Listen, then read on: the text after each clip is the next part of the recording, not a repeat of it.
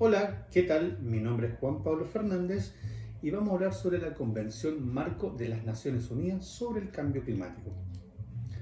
¿Cómo afecta el cambio climático en Chile?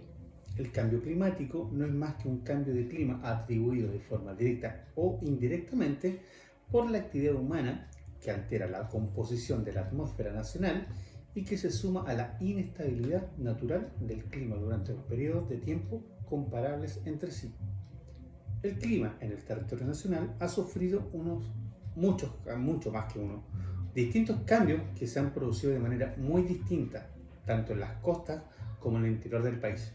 Por ejemplo, en zonas costeras las temperaturas máximas han ido a la baja, es decir, con veranos más frescos, y las temperaturas mínimas han ido en aumento por otro lado. Consideremos que en el interior de las mismas regiones existe una alza de las mínimas y máximas temperaturas, respectivamente. El riesgo de extinción va en aumento para muchas especies que ya son vulnerables. El cambio climático ya está forzando a la diversidad biológica a adaptarse a su ciclo de vida, desarrollando nuevos rasgos físicos con respecto a los impactos del cambio climático sobre la diversidad biológica de nuestro país. El efecto general del cambio climático provocado por el ser humano muestra que los hábitats de muchas especies se desplazaron hacia altitudes mayores respecto a sus hábitats actuales. Cambio climático, la quema de combustibles fósiles y el derretimiento polar. Estas actividades generan un aumento en los gases de efecto invernadero, siendo el dióxido de carbono uno de los más relevantes. Estos gases impiden que el calor se irradie fuera de la atmósfera, provocando el calentamiento en la superficie terrestre, fenómeno que según todas las evidencias científicas se ha transformado en uno de los mayores retos que hoy enfrenta nuestro país. Consideremos que el derretimiento de los glaciares afecta de forma adversa la descarga y el suministro de agua en áreas donde los glaciares son fuente importantísima de este elemento, lo que afecta a lagunas, ríos y mares que contienen una gran cantidad de biodiversidad, lo que conlleva a inundaciones que hacen aumentar la descarga de sedimentos, causando una degradación de la calidad del agua en los ecosistemas acuáticos y en algunas zonas afectadas. Consideremos el siguiente, el rubro del transporte. El rubro de los transportes forman una parte importante y fundamental en el comercio nacional. De hecho, no se entendería el intercambio de mercancías sin esta logística, que nos permite llevar los productos de una parte de Chile, es decir, desde el norte hacia el sur y viceversa. Actualmente, los medios de transporte están basados en la quema de combustibles fósiles.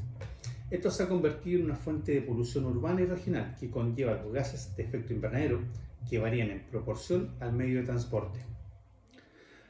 Transporte sin contaminantes. Para ello, se debe planificar mejor el abastecimiento, es decir, que se disminuye el uso de los medios de transporte contaminantes, por lo cual se debe fomentar el uso que sea más eficiente el uso de la energía.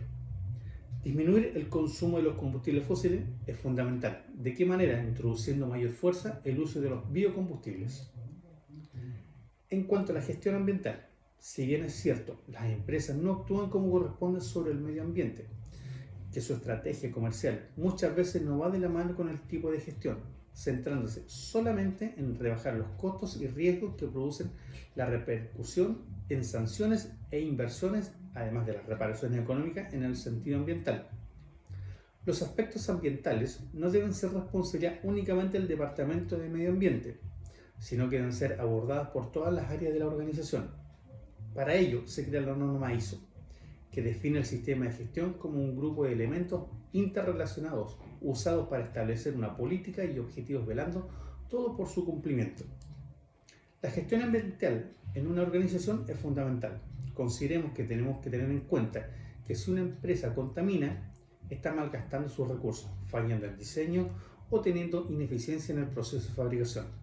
Desarrollar e implementar la política ambiental de la organización es gestionar sus aspectos ambientales. Los sistemas de gestión y las certificaciones que se han convertido en parte imprescindible de la organización y un requisito para la supervivencia de este siglo. Es decir, la producción más limpia por medio del uso de nuevas tecnologías que contaminen menos, lo que se traduce en un menor impacto ambiental, menor consumo de recursos naturales, menor desperdicio y mayor productividad.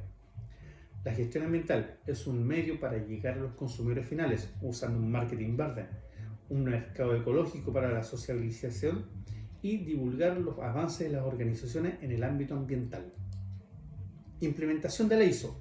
La implementación de la ISO 14001 ofrece muchas ventajas para la expansión de los mercados nacionales e internacionales, ya que esta gestión es tan importante como la gestión de calidad, por lo que se requiere identificar estas ventajas para su mayor aprovechamiento.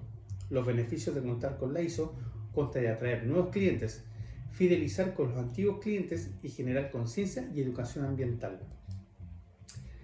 El acuerdo producción limpia y la responsabilidad social ambiental son dos entes muy distintos. Primero, la APL es un convenio de carácter voluntario entre una compañía y un sector productivo y los organismos públicos del mismo sector, abordando materias ambientales, sanitarias, de higiene y seguridad laboral. Por lo tanto, son una mutua cooperación público-privada cuyos instrumentos regulatorios son de gestión ambiental y de prevención de contaminación, entregando la responsabilidad del productor sobre los residuos o emisores ocurridos. La ERISA, que es Responsabilidad Social y Ambiental, son una iniciativa voluntaria de producción limpia. Se caracteriza por tener un proceso de negociación en donde comprometen a compartir responsabilidades administrativas entre el gobierno y las empresas asociadas. Es decir, que se puede entender como un compromiso que tienen las empresas para preservar y cuidar el medio ambiente, evaluando los recursos naturales de que la compañía utiliza para la creación de sus productos o servicios. Ejemplo, en una empresa de la construcción solo deberá usar recipientes aprobados y etiquetados para almacenar y transportar químicos lubricantes, combustibles, gases, pinturas, productos de limpieza, además de sustancias similares, para luego ser llevadas a un botadero autorizado o en su lugar de utilización. Segundo ejemplo, en una industria, las sustancias químicas y otras clasificadas como peligrosas deberán ser usadas, almacenadas, repartidas, manejadas y eliminadas de acuerdo a las normas de procedimientos que establecen las leyes, evitando de esta manera derrames hacia el medio ambiente y o al lugar de trabajo.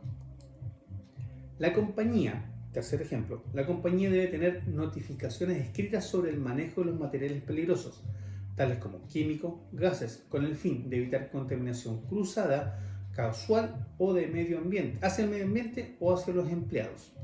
Ejemplo número 4. Prevenir la contaminación mediante un adecuado manejo de residuos y emisiones, procurando utilizar en forma responsable y eficiente los recursos naturales e insumos productivos de toda compañía que maneje este tipo de sustancias. Ejemplo número 5. La disposición de residuos líquidos de cualquier tipo, industrial o doméstico, con tratamiento autorizado en el suelo, evitando de esta manera la proliferación de vectores, malos olores, contaminación ambiental y la ocurrencia de accidentes causados por la utilización de estos. Sexto y último ejemplo. En toda operación que genera residuos peligrosos se deberá restringir la generación de estos desechos. Además, se deberá transportar los residuos hasta el almacenamiento temporal.